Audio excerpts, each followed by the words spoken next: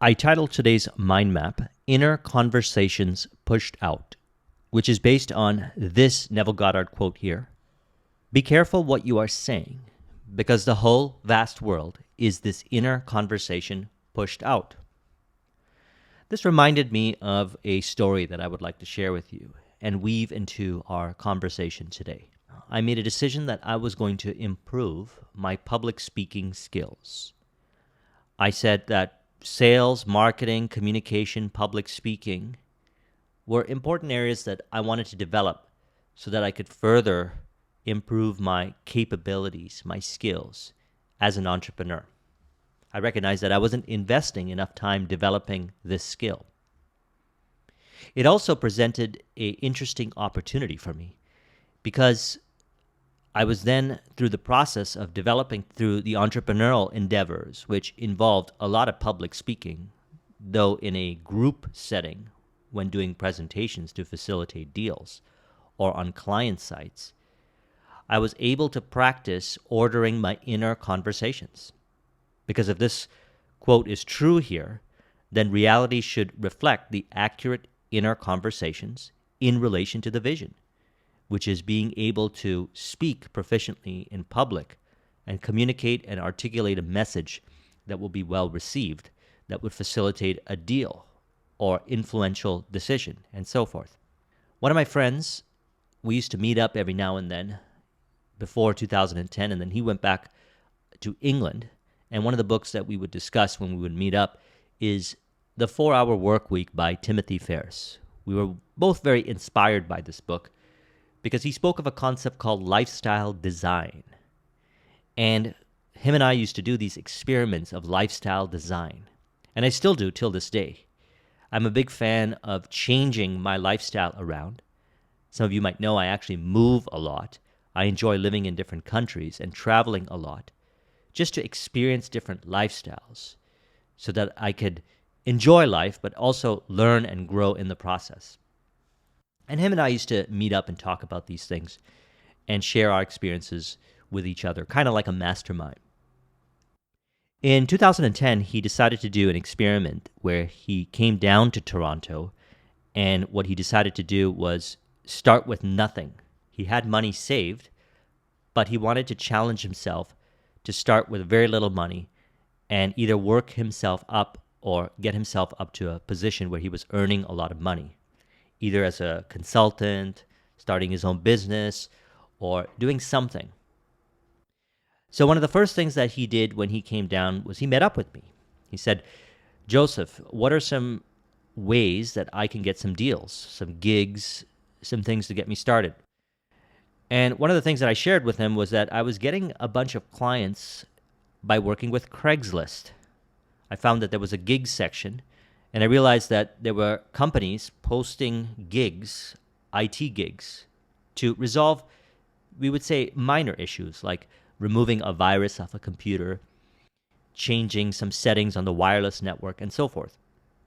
What I, however, found was that when I would resolve these issues for these companies, is they would hire my company to solve other IT issues. We learned this in marketing and selling. We call this lifetime client value, which is making an offer in the front to build a relationship, and this relationship leads to other deals. And so he started going down this pathway of getting deals from Craigslist as well as some other things. And a year later, him and I met up downtown for dinner, and he had actually achieved what he wanted to do. He had a very nice condo with a nice high view of the city, as well as he had a well-paying consulting deal with a firm. And one of the things that he was actually doing on the side was teaching these speed reading workshops for a company named Iris Reading. And he mentioned to me that he didn't want to do them anymore because he was now involved with this consulting deal that he has with this firm. And it was a big investment of his time. So I said to him, speed reading or processing information more effectively was something that I was getting more proficient in 2005, and it helped me tremendously. and it brought forth ideas of processing information more effectively, such as mind mapping, which I still use, and everyone knows from my videos right now I continue to use, which allows me to process large volumes of complex information, including an element which I brought up in the last video, the 80-20 principle. These are elements that we discuss in the concept of speed reading. Now, I actually did a discussion with Paul, the founder of Iris Reading. If you want to learn more about that area, I'll put a link in the description to that video that we did. So he didn't want to do it anymore. And I said to him, I'll do it because I wanted to improve my public speaking skills, and this was an opportunity. Here he was hosting workshops in downtown Toronto at the Marriott, right by the Eaton Center, if some of you might know where that is. And there were 50, 100 people at a time on a Saturday and a Sunday. During that time, Iris Reading was running promotions on Groupon, so a lot of people were signing up for this speed reading workshop. So I decided to teach it. And one of the things that I noticed is right away, the fear before I would teach these workshops would start on like a Monday. And let's say I was teaching these workshops on a Saturday or Sunday. I would start to feel this fear of that date approaching.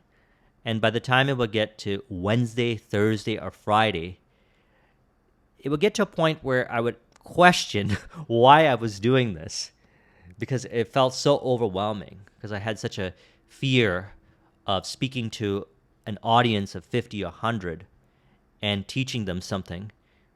And what I noticed is that I was catching myself having these certain inner conversations on the days leading up to the event, which would create unnecessary internal resistance, which are not one with the vision of being able to communicate effectively and being comfortable in front of the audience.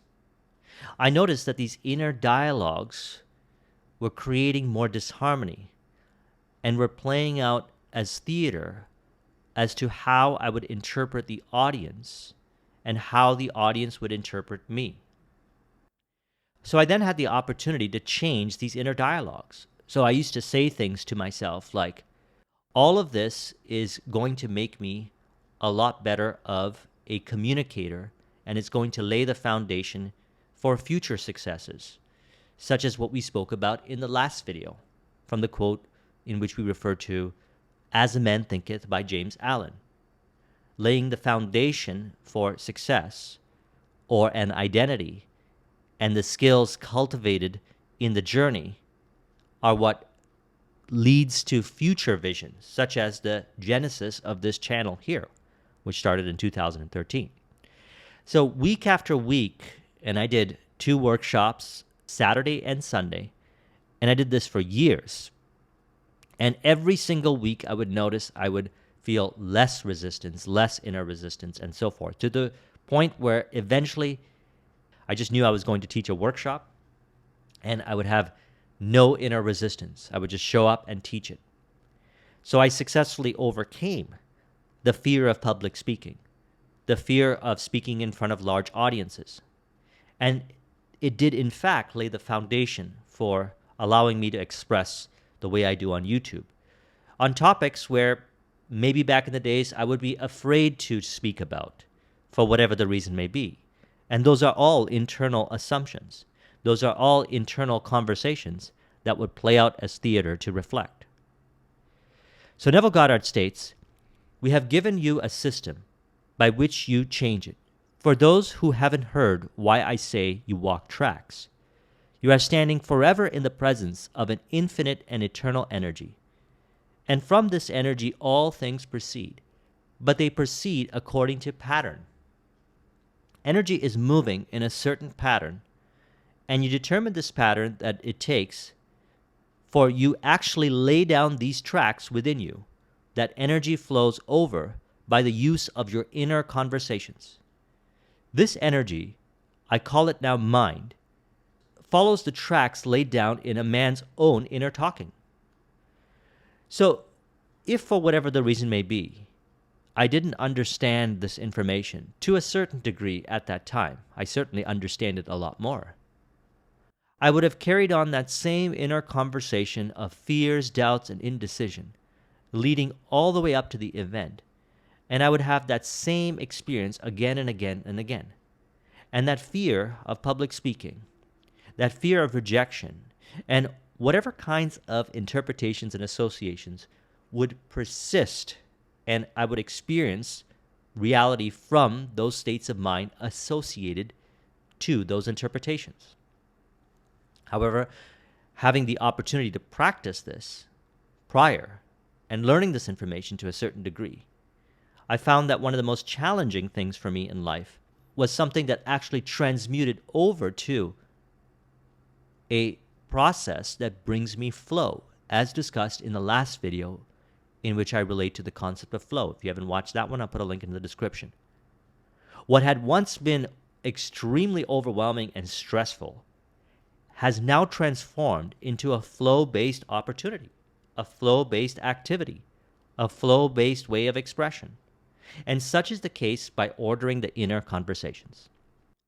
So what we want to do is reflect upon the things that we know we have to do each day and ask ourselves, what is the internal interpretation, inner conversation in relation to whatever it is that we're aiming to do?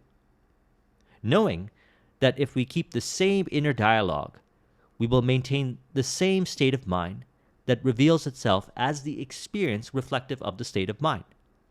As he states, so if your inner conversations are not what they should be, I ask you today to start carrying on conversations within yourself from the premise of fulfilled ideals, the man you want to be, the woman you want to be. So here's the key. It is thinking from the ideal, thinking from the vision, inner conversations from the ideal, inner conversations from the vision, as the person you see yourself as in the end.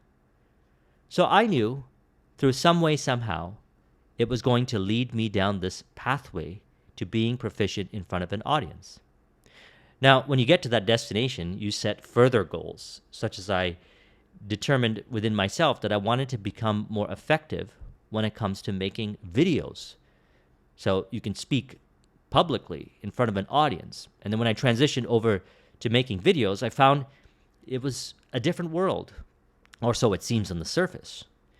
Because when you're speaking in front of an audience, I'm able to have a conversation with them, and I'm able to read the energy, and I'm able to observe the patterns and practice a lot of things that I had learned in communication skills. Now, when it comes to making videos, I don't get to see the individuals. I don't get to observe them. I don't get to see you listening or watching my videos. So it brought up a whole bunch of internal, inner resistance, limiting based programming, which I now had the opportunity during the start of the journey to change. Again, reordering the inner conversations so that what would happen was I would eventually become proficient at doing this. And the same is to be said about any form of communication or any kind of thing that you know you need to do to produce the result that you want, whatever it is that you desire to see brought forth. So we have to carry on these conversations more so each day from the premise of fulfilled ideas, the person that you want to be. He says, if you have failed so far to embody it, now you begin to assume that you are that man, that you are that woman, and inwardly carry on conversations with your friends, those that you respect, those that respect you, or those you want to respect you, and carry on these conversations from the premise that they see you, the man and the woman that you want the world to see, just as though you were, and these words, inner words, which are really the breeding grounds of future action, will lay down the tracks, and then the energy, which is always flowing, will flow over these tracks, and the conditions and circumstances of life will change. Now, again, I want to relate this back to the conversation we had on Thursday's video, because when a person maintains a certain state of mind or gets into the flow and maintains it, as we had discussed, hunches, inspiration, ideas, inner dialogues reveal themselves that actually support the premise of fulfilled ideas. It's the ideal inner conversation that is one with the vision. Seeing yourself at the end, you observe yourself having a certain level of interpretation regarding the different experiences that you have. When I saw myself at the end as the person that would speak publicly and do it effectively and feel very comfortable doing it to the point where I would find flow doing it, I noticed that he would think a certain way. And he would have certain interpretations regarding the audience, regarding the information, regarding the different elements that show up on the journey to realizing the vision, regarding the different elements in relation to the presentation. We call this self-confidence. I would observe myself at that end experiencing this self-confidence, and I would receive that inner dialogue, the inner interpretations, to identify with during the moments leading up to the presentations during the week. And as mentioned, I didn't understand the level and magnitude of what is being discussed here through the Neville conversations back then. Had I have learned these things to this degree now, and we always say this, hindsight is 20/20, through the reference experience, I realized that I could have done it even faster by observing when I was identifying with certain conversations. So why was it that it was a gradual process and it took a number of sessions for me to get to a point where I was more proficient?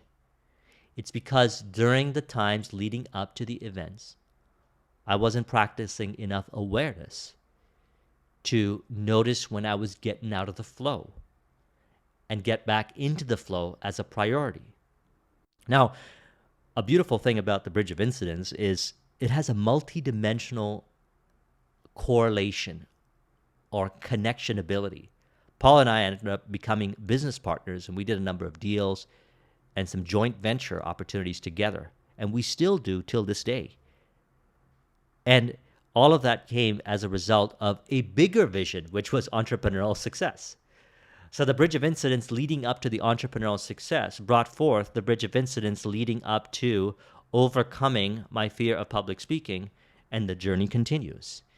And all of this was done primarily by working with my inner conversations.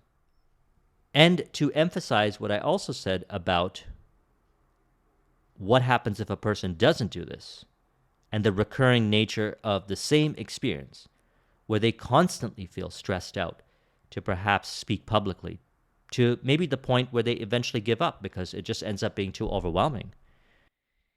We can reflect upon this quote to understand it. He says, if you do not lay new tracks, I will prophesy for you. You will find yourself repeating it, but you will not know you've done it before. Train of thoughts or internal dialogue that is in harmony with the vision is something that is natural when we're in the flow, as discussed in the last video. It's also something that we can observe to get us back into the flow, as discussed in the previous video. And the effects of it is the reflection of the inner conversations. So some of the inner dialogues that I was having on the way to the events that transformed the experience was people accept me. People want to hear what I have to say. People receive value based on what I share. They recognize that my experiences and my ability that was a result of working with this information is something that they can have as well. They are ready to receive it. They enjoy my presentations. They look forward to it. And interestingly enough, those were the same comments that I would get in the feedback form that I would submit at the end of the workshop to them for them to fill out, for them to review the workshops. I would see it in the comments. What I would also notice is if I had doubts and insecurities that I was identifying with via the inner conversation, I would also see those statements in the comment section of those forums at the end of the workshop. Now, as I look back at this experience with you, as I reflect upon it with a greater level of awareness, I recognize the precision of inner conversations and thinking and imaginal activity and how it translates into reality. And this is why we discuss the power of understanding behind how imagination creates reality. He says, watch your conversations carefully.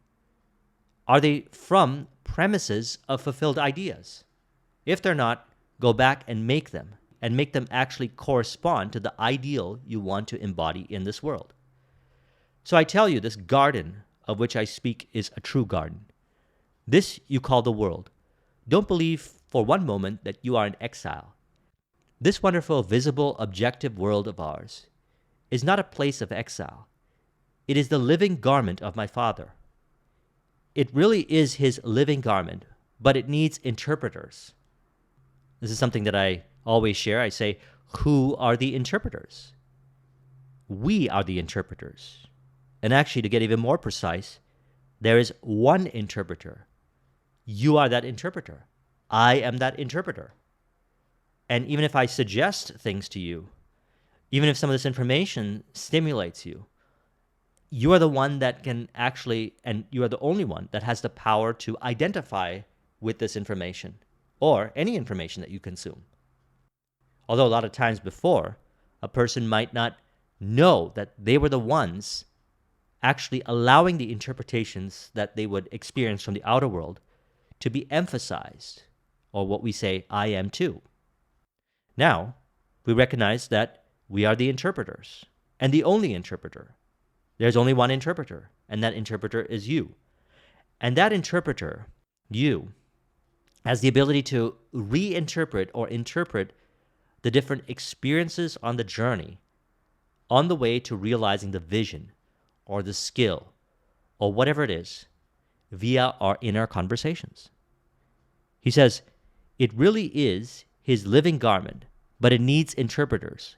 Individual men come as they begin to awaken, and they will interpret for you this strange, discordant harmony. For to you, if I tell you everything in your world is related by affinity to your own mental activity, you can't see it as so you can quite see this discord as related to you. If you didn't think that way, that you know of, you weren't conscious of it. So we have the ability then to reinterpret. We recognize that we are the only interpreter. Certainly I can share with you suggestions, or you could read information from books, and it can give you suggestions. Or I could receive certain comments. For example, I did when I would do these workshops. And they weren't comments that were ideal and reflective of how I saw myself at the end. So I simply reinterpreted from the perspective of, I can make this change within myself. He says, if you are conscious of the activity within you, you would see everything related to yourself, your own being. What you do not now see, you will still know it is still related. So interpreters come because the interpreter, as he begins to awaken, he knows this wonderful world has a voice for him that speaks of things behind the veil of your own mind. For behind your face right now, there is an activity of your own imagination. And that activity, could you see it, you would see it projected as the conditions and circumstances of your life. Now, we've been having these conversations for a number of years now, reflecting on Neville's information, as well as the other books and authors and personal experiences in relation to the same concept.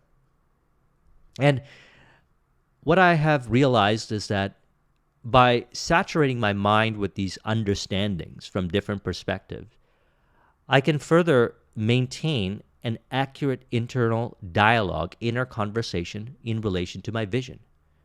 For example, in those days, when I was going through the process of overcoming fears, doubts, and indecision surrounding public speaking, and the value that I was providing, I recognized that I was still saturating my mind with certain information in which I was allowing that interpretation of that information, as in I'm the only interpreter, to limit me or disempower me. So I made a commitment that more so each day, I was going to saturate my mind with this kind of information, this kind of internal dialogue and conversations with others. And as we are interacting with people, environment, circumstance, and information, we're having an internal dialogue within ourselves. Even when we study text and books, we are still interpreting it from within ourselves. So it's thus, we want to practice interpreting more of that information and see it in harmony and in contribution to our vision from, as he refers to here. So when I say information in harmony and in contribution to your vision, it can be looked at from how Neville says it as premise of fulfilled ideas, thinking from the premise of fulfilled ideas, or the premise of your vision, or the premise of the self-image or identity, as referring to Maxwell Maltz's book, Psycho-Cybernetics, is one with the vision. That self-image that's one with the vision. And he says, no one thing is out of order. Change the activity and you change the world in which you live. And you change that activity by the changing of your inner speech. For speech mirrors your mind, and your mind mirrors God. If you don't change the speech, you haven't changed the activity. And if you don't change the activity, you can't change the conditions of your life. For they only come bearing witness of this inner action of your mind. Inner action of your mind. Internal dialogue. So let's reflect back on that story again that I shared. By changing the internal dialogue around, more so prior to each speaking engagement, I found myself communicating differently, my body language expressing differently, the way I would articulate the words and how I would understand the conversation that was happening with me and the audience at the time. All of that was changing based on how I was internally communicating with myself, my thinking. And it expressed itself as the behaviors, as the communication, as others also reflecting that state of mind that is within myself. All of that happened by changing the inner conversations. So that's important then to continue this further emphasis on the power of internal conversations. And in regards, let's conclude this session today with an affirmation so that we can further stimulate the accurate inner conversation that is one with the vision, speaking to ourselves about whatever shows up from the premise of fulfilled ideas. You can say, I realize that I have the power to change my world and all that shows up on the journey to realizing my vision as a result of my inner conversations. I realize that my inner conversations push out as how I experience the outer world realities, which is reflected of the inner world reality. As a result, I'm able to think from the vision and the premise of my wish fulfilled. As I maintain this internal dialogue, I observe the changes occur each day to bring me down the journey from a place of flow over to my vision. As I observe the changes, I further understand how it works. And I continue to commit to the process of ordering my inner conversations to bring it in alignment with my vision. As a result, I maintain a state of mind that is based on the premise of the fulfilled ideal, the vision, what I desire to see brought forth. As a result, I embody the interpretations and express accordingly to reflect my world from the premise of the person that I want to be. If you would like a copy of this mind map, the link is in the description. Thank you very much for watching. I'll talk to you soon. Take care.